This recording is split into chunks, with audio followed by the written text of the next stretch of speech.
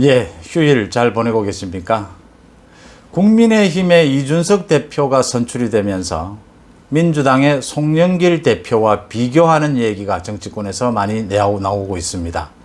이준석과 송영길, 그러니까 대선 전국에서 대선 후보, 여야의 대표적인 대선 후보를 선출하는 과정에서 총괄 PD, 총괄 감독 역할을 맡게 될 이준석과 송영길의 승부가 어떻게 될 것이냐, 이준석이 나으냐 송영길이 나으냐, 이 두 사람이 펼칠 대결 어떻게 될 것이냐, 이런 전망들을 많이 합니다. 이준석과 송영길이 비교되는 지점은 저는 두 가지라고 봅니다. 하나는 한 사람은 신선하고 한 사람은 한물 같다, 노쇠했다 라는 느낌입니다. 또 한 사람은 간절하고 또 한 사람은 노련함으로 많은 것을 계산하고 있다, 간절함이 떨어진다라는 부분입니다. 먼저 간절하고 간절하지 못한 이 부분, 제가 꽤 시간이 오래됐습니다. 예전에 무슨 TV에서 그 청년들이 가수가 되기 위해서 경선을 펼치는 그런 프로그램을 본 적이 있습니다. 그 노래를 듣고 이제 심사위원들이 노래를 평가하는 그런 프로그램이었는데, 그 심사위원 중에 굉장히 유명한 사람들이 이제 음악계에서는 평가를 하는데 이런 말을 하는 걸 들은 기억이 있습니다.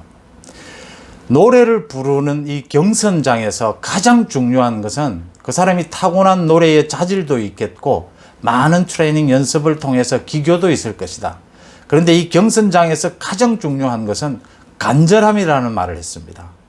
간절하게 자신이 왜 노래를 해야 하는지, 왜 가수가 되어야 하는지가 그 노래 한 곡에 담아져 나온다는 것이고, 나와야 한다는 게 그 심사위원의 얘기였습니다. 그 간절함이라고 하는 그 이야기를 그때 제가 아주 인상적으로 들었던 기억이 있습니다. 특히 단기간의 승부에, 경선과 같은 이런 경쟁에 있어서 이 간절함이라는 것, 이게 권력 의지로 표현되기도 하고 정치에서는 여러 가지로 표현이 됩니다. 뭉뚱그려서 간절함이라고 하는 이게 얼마나 중요하다는 것. 지금 이준석에게는 야권 전체 지지층의 그 간절함, 정권 교체의 간절함, 이준석 자신도 경선 과정에서 자신이 정권 교체를 하지 못하면 정치를 떠나야 할지도 모른다라고 얘기를 할 정도로 자신도 그 간절함을 알고 있다라는 이 간절함. 그럼 송영길 대표는 간절함이 없느냐? 송영길 대표는 간절함이 있죠. 근데 송영길 대표의 간절함은 정권의 유지에 쏠려 있다기보다는 자기 정치입니다. 송영길 자신이 앞으로 이 당을 잘 이끌어서 대선 전국도 잘 이끌고, 또 송영길 자신이 이미 대권에 의지가 강한 사람이기 때문에 자신이 정권을 잡는 것이 아주 강한 의지를 갖고 있죠. 그래서 이번 대선 전국의 간절함은 떨어진다. 거기에 덧붙여서 지금 민주당 국회의원들 또 친문의원들이 간절함은 떨어집니다. 심지어 이야기해서 꼭 정권 연장 못하면 어떠냐, 다음 해도 된다, 우리 국회의원들 임기가 많이 남아있는데 뭐가 유리하고 뭐가 불리하겠느냐, 정권 교체 연장한다고 너무 서두르다가 혹시 이재명이 대통령 되면 그것도 좋은 건 없다. 간절함이 떨어집니다. 이준석에게 모여져 있는 간절함, 송영길에겐 그 간절함이 떨어집니다. 그 다음 신선함과 노쇠함입니다. 이 신선함과 노쇠함 이렇게 표현을 해도 좋고, 신선함과 경륜 이렇게 표현해도 좋습니다. 이번에 국민의힘 경선 과정을 모두들 지켜보셨을 겁니다. 이 신선함과 노련함이 충돌했죠. 누가 이겼습니까? 저는 이번 경선 과정의 내용으로도 신선함이 이겼다고 봅니다. 이준석이 경선 과정에서의 정치, 선거운동도 이준석이 주호영이나 나경원을 이겼다고 봅니다. 앞으로 이준석과 송영길은 대선 전국에서 치열한 두뇌 싸움을 비롯해서 많은 부분에서 정면 승부를 벌이게 될 것입니다. 저는 이준석이 절대 밀리지 않을 거라고 봅니다. 지난 경선 과정에서, 그러니까 저뿐만 아니라 많은 사람들이 이준석이라고 하는 이 정치인을 정말 현미경처럼 정밀하게 들여다본 것은 지난 한 달간 동안이었습니다.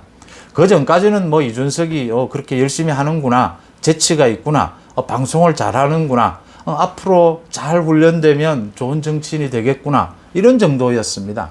지난 한 달간은 이제 이준석이 당 대표가 될지도 모르니까 정밀하게 검증을 했고 정밀하게 들여다봤던 겁니다. 지난 한 달 동안 거의 실수를 하지 않았습니다. 이게 지금 신선하면 실수가 잦아지는 법입니다. 불안한 법이죠. 새로운 혁신, 개혁은 불안을 가져오는 것이죠. 그러면 실수가 있어야 하는데 거의 실수를 하지 않았다는 점입니다. 과거에 자기가 잘못 말한 실수 부분도 모두 흡수해서 교정해 가면서 경선판을 이끌었다라는 겁니다. 제가 지금 지난 경선을 전부를 되짚해 보자는 건 아니고요. 한 부분만 이야기하면 참 그 나경원이나 주호영이 좀 아쉬운 부분들이 있다라는 부분입니다. 그러니까 저는 이번 경선에서 뭐 나경원이 되든 이준석이 되든 정말 박빙의 승부가 되었으면 좋겠다라고 생각을 했고 그 말씀을 드렸습니다. 어느 쪽이 되든 거기에 맞춰서 대선 전략을 짜야 한다. 다 장단점을 갖고 있다. 이렇게 봤습니다. 근데 이준석이 당선이 됐는데 아쉬운 게 많이 있습니다. 주호영과 나경원이 제대로 된 이준석에 대한 검증을 못 해줬다는 겁니다. 오히려 이준석에게 당하고 있다는 겁니다. 쓸데없는 계파 이야기를 꺼냈습니다. 계파 이야기를 꺼내면 당연히 정치를 오래 한 나경원과 주호영이 당합니다.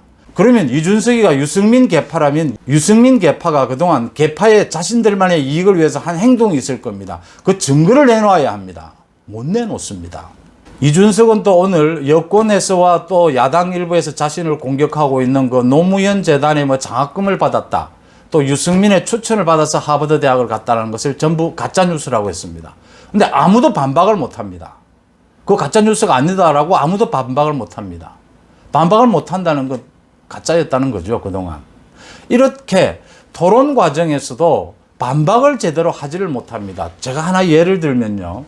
마지막 토론회였죠. 그러니까 나경원이 이준석에 대해서 김종인이 이준석을 지원한 것, 이준석이 당선되었으면 좋겠다라고 말했죠. 그 말한 부분은 앞으로 만약 이준석이 당대표가 된다면 김종인이 또 당을 좌지우지하는 것이 아니냐, 그런 우려가 된다, 이런 지적을 했습니다. 그런 우려 당연히 많이 있었죠. 그 지적을 했습니다. 그러자 이준석이 반박을 했습니다. 김종인이 나의 지지선언을 한 것은 맞다. 나경원 의원도 지지선언을 하는 다른 정치인이 있지 않느냐. 그것과 무슨 차이가 있느냐라고 물었습니다. 그러자 또 나경원은 김종인은 뭐 굉장히 영향력이 있는 사람이 아니냐 이러고 어물어물 넘어갔습니다. 아니죠. 반박을 해서 제대로 붙어줘야죠. 계파가 있느니 뒤에 상황이 있느니 이런 근거도 없고 증거도 내세울 수 없는 걸로 공격을 하면 역공을 당합니다. 그런데 이준석이 안철수와 사이가 문제가 있고 윤석열을 대하는 말에 문제가 있고 불안하고 그래서 그다음 김종인이 계속 어떤 식으로든 관여가 되고 있다. 처음에는 선대위원장으로 모신다고 했어요. 그러다가 이제는 뭐 대선 후보가 뽑히면 의논해서 하겠다라고 후퇴를 했죠. 그런 식으로 서로가 이야기를 하는 부분은 문제가 있다고 지적할 수 있습니다. 문제는 여기서 토론에 제대로 붙어줘야 한다는 점입니다. 이준석이 자 누구나 정치인들이 당대표 지지 연설을 하고 지지한 발언을 할 수 있다. 나경원 후보도 그런 정치인이 있지 않느냐. 김종인이 나를 지지한다는 말을 했다. 그게 무슨 문제가 있느냐. 라고 대반박을 했습니다. 그러면 다시 들여쳐야죠. 김종인이 이준석을 지지하는 것은 다른 사람의 지지와는 다르죠. 김종인이 지금 야당 국민의힘에 영향력이 많기 때문이 아닙니다. 무엇 때문입니까? 김종인은 국민의힘의 당을 떠나면서 국민의힘을 아사리판이라고 한 사람입니다. 국민의힘이 없어질지도 모를 정당이라고 했습니다. 윤석열이 잘하면 국민의힘 전체가 윤석열에게 끌려갈지도 모른다. 당이 의미가 없어질지도 모른다라고 한 사람입니다. 그런 사람의 지지 발언, 노골적인 지지 발언은 문제가 있다. 그렇다면 이준석도 김종인처럼 국민의힘이 없어지기를 바라느냐? 국민의힘이 어느 당 밖에 있는 어느 대선 후보에 따라서 당이 없어지고 지지멸렬하기를 바라느냐? 국민의힘이 아사리판이라고 생각하느냐, 이준석도. 계속 따지고 들어가서 제대로 붙어져야 제대로 검증이 되는 거죠. 한 예를 드는 겁니다. 그런 부분이 아쉽다라는 부분입니다. 이렇게 제대로 토론 배틀이라고 이준석이야 이야기하죠. 제대로 토론을, 제대로 공박을 해주지 못하면은 정치가 무엇이 됩니까? 뭐 말만 잘한다 이런 얘기합니다. 아닙니다. 정치는 말로 하는 겁니다. 말로서 정치가 되어지지 않는 사람은 정치를 해서는 안 됩니다. 정치는 말로 하는 업입니다. 토론 배틀 맞습니다. 정치는 토론을 잘해야 하고 국민들과 공감해야 하고 국민들에게 잘 설명해야 하고 설득해야 하고 국민들의 생각을 잘 표현해내야 합니다. 그게 정치죠. 맞습니다. 말만 번지르르 하는 것 아니죠. 공감이 중요하죠. 말하지 않고 침묵해도 국민들과 공감하는 것. 그것도 표현이고 말이죠. 정치인의 말이죠. 정치는 말로 하는 것입니다. 이런 것이 제대로 되지 않으면 이번 보시다시피 이번 경선에서 판판이 깨집니다. 이준석에게. 주호영도 깨지고 나경원도 깨집니다. 송영길은 깨지지 않을까요? 송영길은 대단한 엘리트주의고 대한민국의 민주화 운동을 자신이 이끌었고 인천시장도 지냈고 국회의원 5선을 지냈습니다. 지금 민주당에서 나와 있는 대선 후보들 송영길은 모두 자기 아래로 볼 것입니다. 사실은 진정한 대선 후보가 나가야 될 사람은 자신이라고 생각할 겁니다. 그런 송영길은 앞으로 정권 연정에 그렇게 간절함도 없습니다. 두 번째, 정치 문법 쉽게 바뀌지 않습니다. 이번 경선에서 보다시피 이 정치 문법, 정치 언어를 말씀드리는데요. 이준석의 말은 직설적입니다. 많은 것을 생각해서 애둘러 표현하지 않습니다. 그런 특징을 갖고 있습니다. 젊은 세대들이 원래 그렇죠. 재밌는 것이 이준석이 자전거를 타고 오늘도 국회에 출근을 했습니다. 부동산이나 주식이 아니고 코인 투자를 해서 돈을 벌어서 이번 선거운동을 했습니다. 이준석은 나경원이나 주호영이 용광로처럼 야권을 다 녹여서 하나로 만들어서 야권 대통합을 하겠다라고 하니까 당선 수락연설에서 자기는 비빔밥을 만들겠다라고 했습니다. 용광로는 모든 것이 개성을 잃고 다 녹아드는 것이다. 그런 이야기를 했죠. 샐러드를 녹즙에다 다 갈아버리면 샐러드 원래의 맛이 없어지지 않느냐. 이런 이야기를 했습니다. 자기는 비빔밥을 만들겠다. 모두가 개성을 갖고 있는 그대로 갖고 야당이 하나로 뭉치자. 이런 이야기를 했습니다. 이거 대단한 자신감이죠. 이게 될 수 있다면 이게 용광로보다 낫죠. 이게 근데 되려면 어떻게 돼야 되느냐. 모두 다 자기 개성을 갖고 뭉치려면 갈등이 생기게 됩니다. 뭐 여러 가지 잡음이 나오게 됩니다.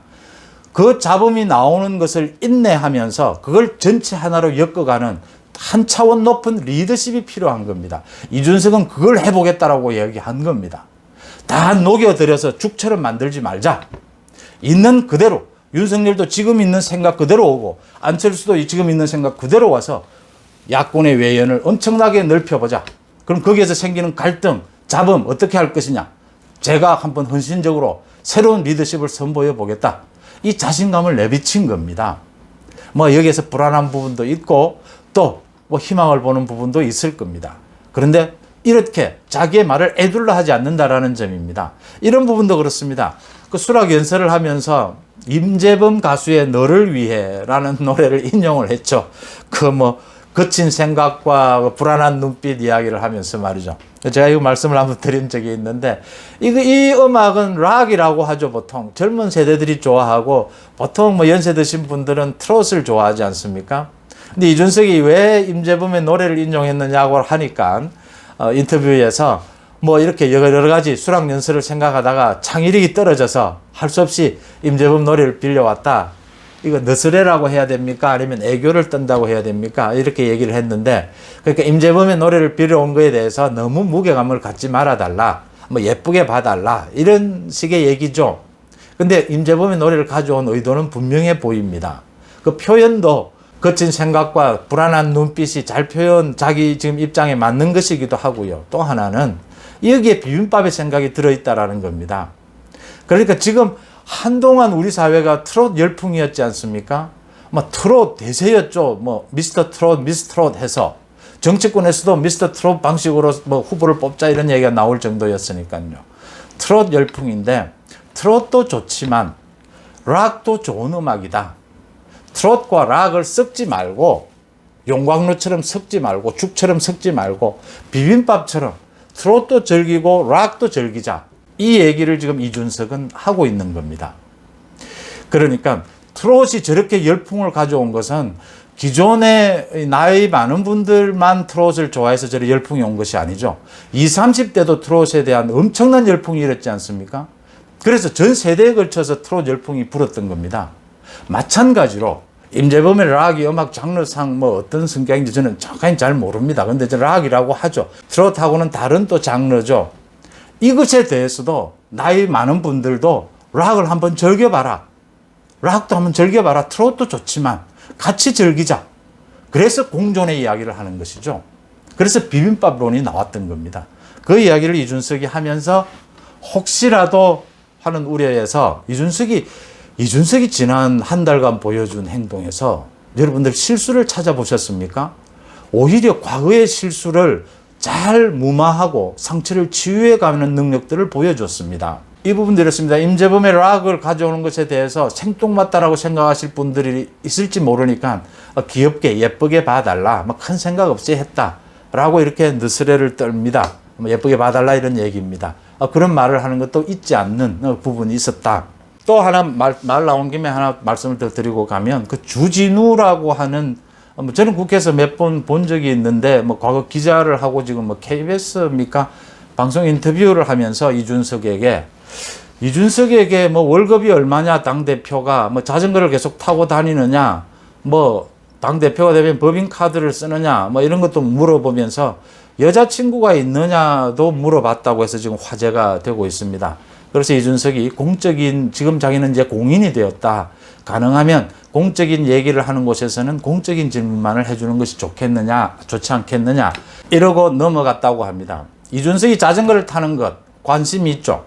당대표 월급 얼마 받는지, 당대표 법인카드 씁니다. 당비로 모든 것 처리를 하죠. 그런 것들은 얼마든지 물어볼 수 있죠. 근데 여자친구를 묻는 것은 제가 확인을 하니까 20, 30대들에게서 여자친구가 있느냐, 남자친구가 있느냐 묻는 것은 거의 성희롱이라고 합니다. 이거 연세 드신 분들은 또 그거까지 성희롱이냐라고 하실 수도 있는데, 저도 그렇게 생각을 사실 합니다. 여자친구 있느냐 없느냐 물어볼 수도 있지 않겠냐. 주진우가 방송에서 묻는 그 태도는 굉장히 놀리는 태도였습니다. 깐족거리면서 놀리는 태도, 그것은 안 되고요. 그것은 정말 잘못된 것인데, 이준석이 얼마든지 그걸 대받아칠 수 있는 이준석인데도 그냥 점잖게, 또 당대표가 된 입장에서 처음부터 그럴 수 없을 테니까 점잖게 공적인 질문만을 해달라 이러고 넘어갔습니다. 근데 이준석은 이렇게 말을 하고 싶었을 겁니다. 그렇게 말하는 것은 성희롱이 될 수 있습니다. 크게 문제될 수 있습니다. 당신은 지금 나를 놀리듯이 얘기하고 있지만 나는 점잖게 당대표답게 당신에게 답변합니다. 이 태도를 보인 겁니다. 그 성희롱이 될 수 있다는 건요. 제가 이준석에게 코인 투자하는 법, 컴퓨터 하는 법, 또 이런 거 배워야 하지 않겠느냐, 기성세대가 20, 30대를 가르치려 해서는 안 된다, 이런 얘기들 많이 하는데 무슨 말씀입니까? 가르치려 하다뇨. 이제 가르친다는 건 이미 넘어서고요. 대등한 관계도 더 넘어서서 배우려고 해야 된다라는 거죠.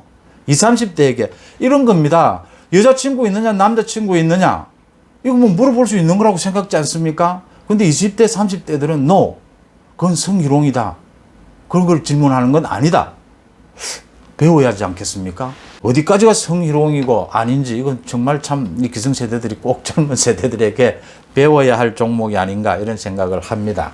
그 다음 얘기가 조금 두서없이 왔다 갔다 하는 부분이 있는데, 이 정치 문법, 정치 언어가 바뀌었다 하는 부분요. 그동안의 정치권에서 오랫동안 써왔던 완곡한 어법, 여러 가지의, 3가지, 4가지의 복선을 깔고 말하는 이런 식의 태도는 이준석이 보이는 이 직설화법에 무너질 것이다라고 하는 점입니다. 이 송영길도 이런 기존의 문법에 젖어 있는데, 그게 나경원, 조영이 깨졌던 것처럼 이준석을 이기지 못할 것이라고 저는 봅니다. 저는 그동안 30년 넘게 기자 생활을 하면서 많은 정치인들과 얘기를 하고 나면 그 정치인이 말하는 뜻을 절반도 채 못 알아듣습니다. 물론 제가 모자라기 때문이긴 합니다. 정말 며칠 뒤에 그 정치인의 말 뜻을 알아차리는 경우도 많고요. 영원히 모르는 경우도 굉장히 많습니다. 그렇게 기존의 우리 정치 언어가 굉장히 복잡하고 다단계로 이루어져 있습니다. 그냥 아주 쉽게 정치인이 말한다고 하지만 그 사람은 굉장히 훈련된 사람들입니다. 5가지, 6가지 뒤를 내다보고 하는 말들일 경우가 굉장히 많습니다. 그럴 경우에 저 사람의 말을 그대로 액면 그대로 듣다가는 판판이 잘못 해석하는 경우가 대부분입니다. 지금까지의 정치 언어 문법은 그랬습니다. 그게 저는 경쟁이 치열한 우리 정치의 어떤 숙명 같은 것인 부분도 있겠지만, 또 하나는 구태, 우리 한국 정치에 오랫동안 있어온 그 밀실 정치의 밀실 정치에서 우러나온 유산이다, 그런 부분도 섞여 있다고 봅니다. 근데 이런 부분들이 이준석에게는 통하지 않는다는 점입니다. 이준석은 이런 많은 것들을 고민한 다음에 직설적으로 그걸 내뱉고 그 다음 그 내뱉은 말에 책임을 지는 것입니다. 왜 말을 완곡한 어법을 쓰고 왜 말을 여러 번 꺾어서 하게 될까요? 책임지기 싫었습니다. 자기 말에 책임을 지지 않으려는 게 가장 큽니다. 이준석은 그렇지 않다라는 이야기입니다. 이 직설화법이 정말 정치 언어에 잘 훈련되고 정치판에 대해서 굉장한 순발력을 갖고 있으면 이 직설화법을 이기기가 쉽지 않습니다. 이 부분을 이겨내기가 쉽지 않다라는 것이 지난 국민의힘 경선 과정에서 드러났다 이렇게 봅니다. 송영길이 지금 당대표가 되고 난 이후에 보여준 가장 핵심적인 것이 조국에 대한 사과, 그 다음 부동산 비리에 대한 척결입니다. 자기 당 소속 12명의 의원을 잘라내겠다, 쳐내겠다라고 한 이 두 가지가 가장 상징적입니다. 송영길은 기득권이 되어버린 좌파를 자기가 바꾸겠다라는 겁니다.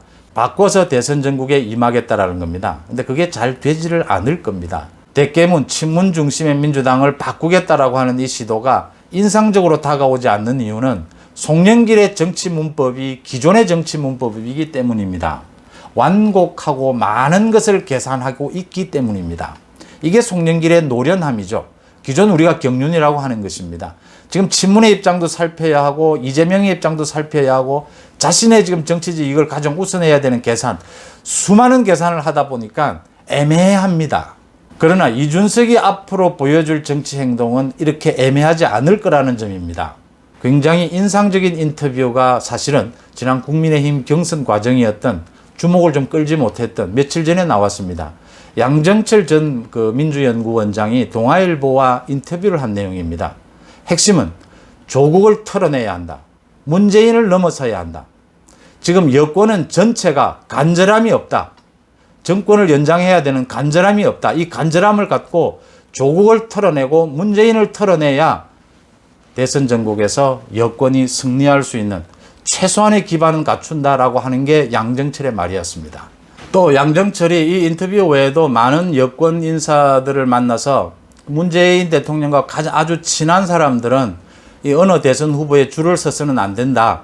또 청와대에서도 문재인 대통령도 지금 퇴임하는 많은 청와대 근무한 사람들에게 어느 대선 후보에게 주자에게 줄을 서지 말라. 그게 오해를 불러일으키고 나중에 경선 뒤에 그 후유증을 남기게 되는 부분이 있고요. 두 번째, 이제 이렇게 문재인을 넘어서라는 이야기는 이건 양정철이 청와대와 어느 정도 교감을 갖고 하는 이야기입니다. 그렇지 않고서는 양정철이 이렇게 치고 나올 수가 없죠. 송영길도 이렇게 치고 나가지 못하는 부분인데요. 양정철이 이렇게 치고 나온 데는 이제 조국을 털어내고 문재인을 넘어서라. 이렇게 가는 이유는 이렇게 가면 가장 이득을 보는 사람이 이재명입니다. 이게 이재명에게 이재명 대세론에 힘을 실어주는 것임을 알면서도 이렇게 가지 않으면 안 된다라고 하는 것을 양정철과 지금 청와대는 판단하고 있다는 것이죠. 근데 문제는 조국에 보듯이, 추미애 보듯이, 대깨문들 보듯이 이게 넘어가지느냐라는 문제입니다. 지금 민주당을 장악하고 있는 그 소수 대깨문들은 전혀 이렇게 생각지 않습니다. 민주당의 많은 친문 의원들은 전혀 이렇게 생각지 않는다는 점입니다. 자기들의 국회의원 임기는 많이 남아 있습니다. 혹시 만에 하나 정권 연장을 하면 좋겠지만 정권 연장이 안 되더라도 국회의원 임기, 자기 신의 국회의원 임기를 지키는 것, 국회의원 배지를 지키는 것이 더 중요하고요. 두 번째, 여기서 정권을 뺏기는 것이, 여기서 정권을 국민의힘에 뺏기는 것이 오히려 이제 민주당 쪽의 이야기입니다. 그 다음 더 나은 유리한 국민을 만들 수도 있다. 우리나라 지금 대통령제가 보여주고 있는 이 흐름으로 볼 때 지금 성공한 대통령이 거의 없지 않습니까? 이 상황으로 볼 때 많은 계산들을 하는 겁니다. 이런 많은 계산들을 하는 송영길과 아무런 끄리낌 없이 정치를 있는 그대로 갖고 국민들과 진정성을 갖고 소통을 하겠다고 나선 직설적인 이준석, 그 싸움은 누가 이기겠느냐? 이 부분에 대한 얘기입니다. 컴퓨터 공학을 전공한 30대의 이준석과 이제 나이가 60이 다 된 평생을 민주화 운동, 그 다음 인천시장, 국회의원을 지내고 변호사로 평생을 정치권에 몸담아 왔던 송영길의 대결, 앞으로 대선 전국에서 참 지켜볼 재미난 일들이 많이 일어날 것이다.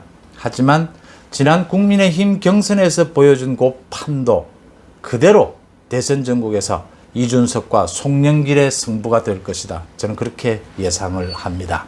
여러분들은 또 어떻게 보십니까? 고맙습니다.